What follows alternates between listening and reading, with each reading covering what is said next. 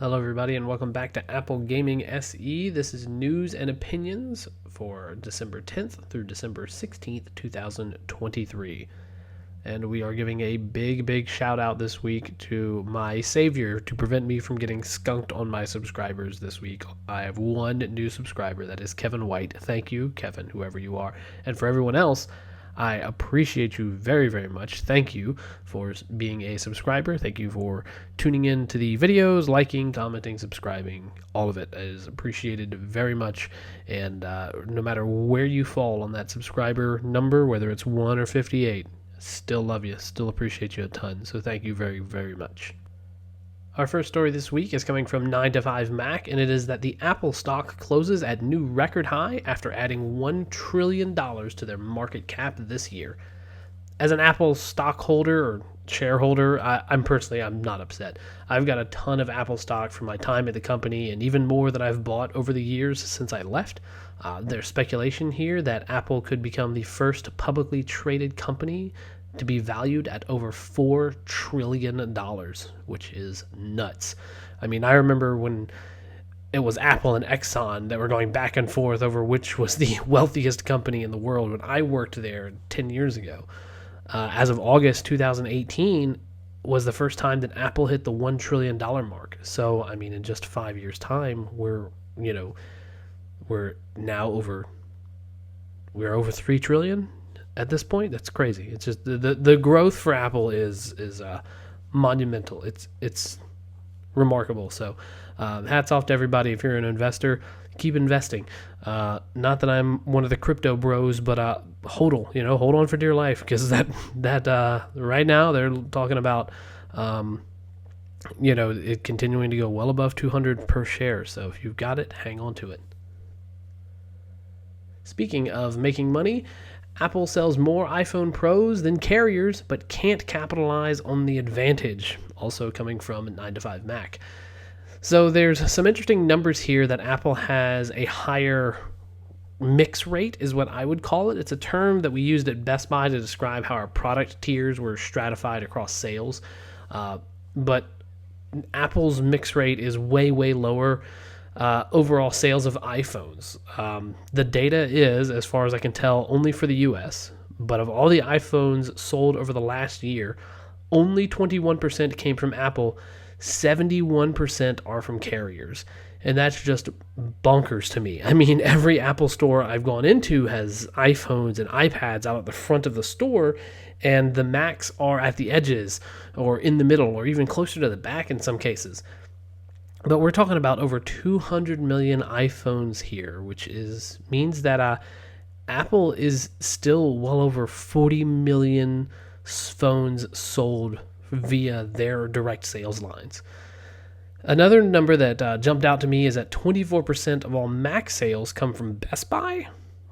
I wouldn't have guessed that at all. But I guess that strategy a decade ago of Best Buy partnering with Apple to create these little in-store experiences called Apple Shops within the Best Buy store and actually staffed by Apple retail employees, I guess it's really paid off for them. So, Best Buy has a lot more stores than Apple does across the United States and Canada.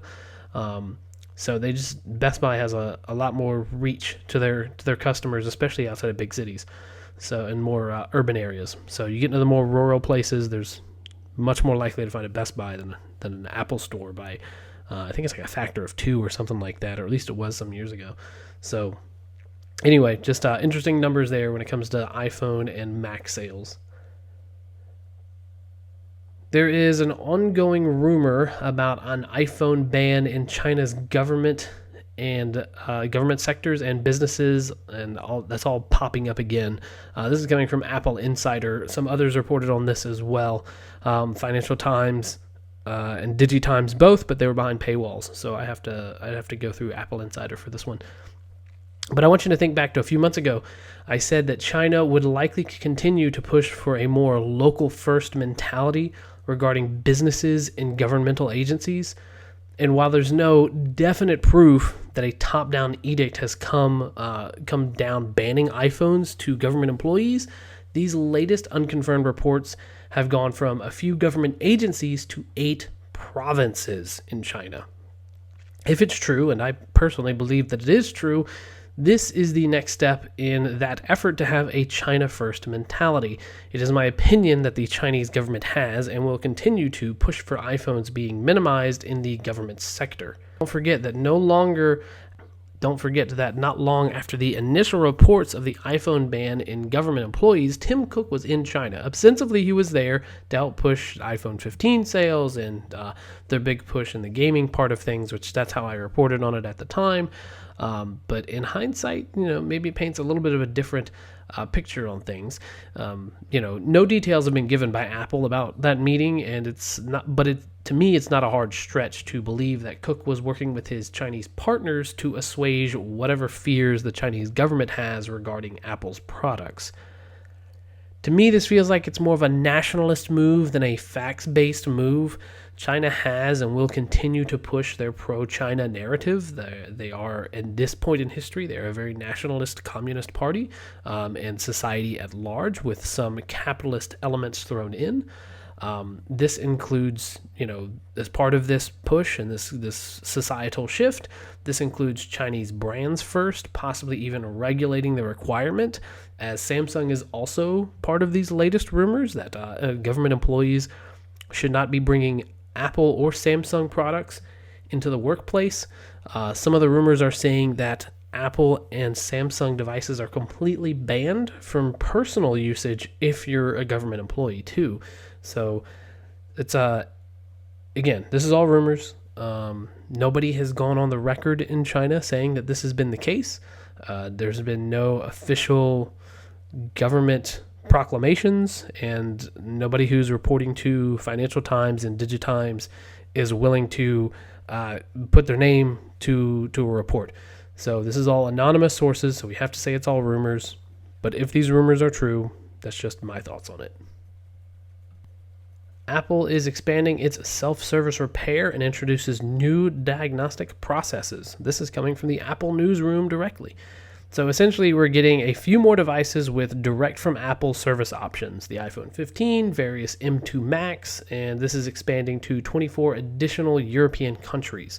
Apple is, of course, still pushing their own direct service options by adding, quote, visiting a professional Apple authorized service provider with certified technicians who use genuine Apple parts is the safest and most reliable way to get a repair, end quote. Quote, safest and most reliable, end quote. Those scare quotes are mine. Which, in fairness, is probably true from the reliability perspective, since Apple now does parts pairing. So going to a third party who can't use something like Apple Configurator to properly identify your parts with Apple, no third party products are going to properly pair with Apple. So it's just dicey, unfortunately, with the parts pairing stuff. And Apple's you can go through Apple, pay a little less than you would have perhaps just a few months ago or a year ago, but you're still paying, I think, a lot. But that's also subjective. I went ahead and I did some looking around. Like an iPhone 14 screen replacement at Apple and presumably an Apple authorized service provider is $279 US.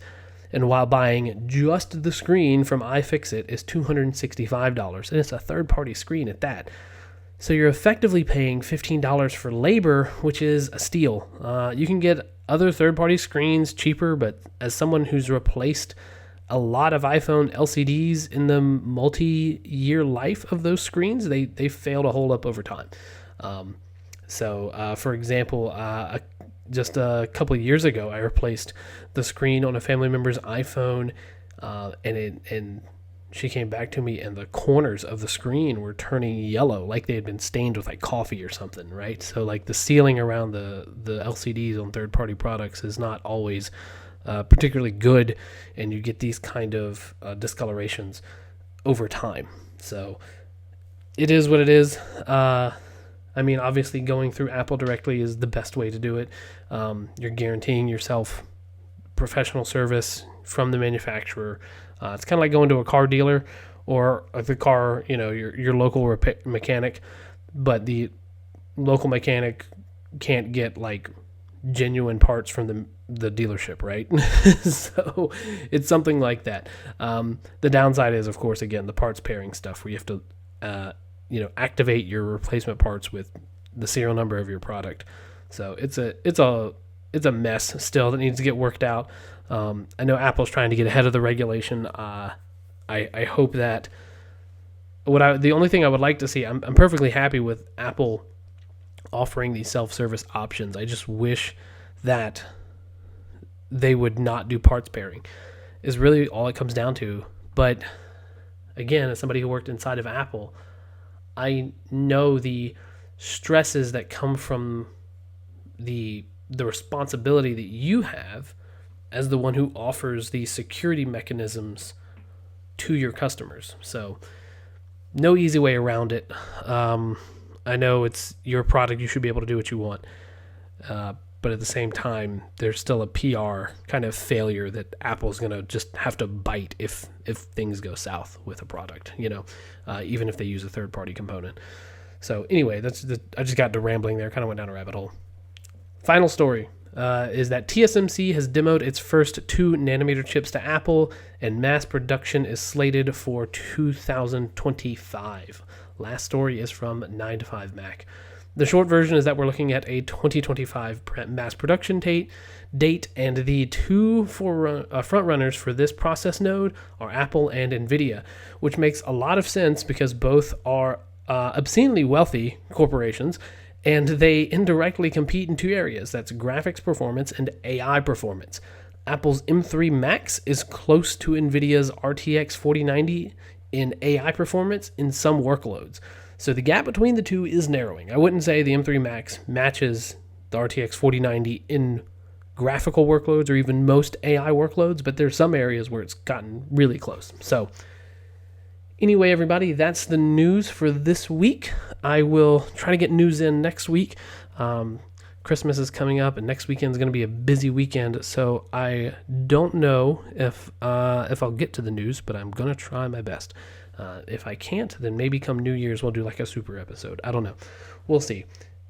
Thank you all for watching and listening, and I look forward to seeing you all in the next one. If not this year, then in the year to come. Take care now. Bye-bye.